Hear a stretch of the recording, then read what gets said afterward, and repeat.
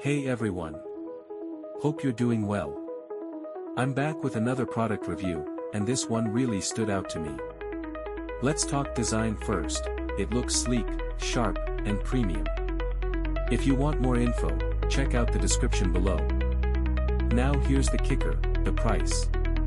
For the quality and style, it's surprisingly budget-friendly, which honestly shocked me.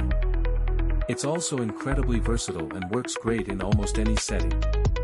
Before you leave, like the video, subscribe, and hit the bell. Hey everyone. Hope you're doing well. I'm back with another product review, and this one really stood out to me. Let's talk design first. It looks sleek, sharp, and premium. If you want more info, check out the description below.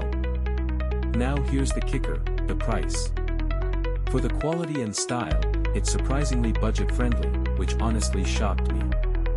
It's also incredibly versatile and works great in almost any setting.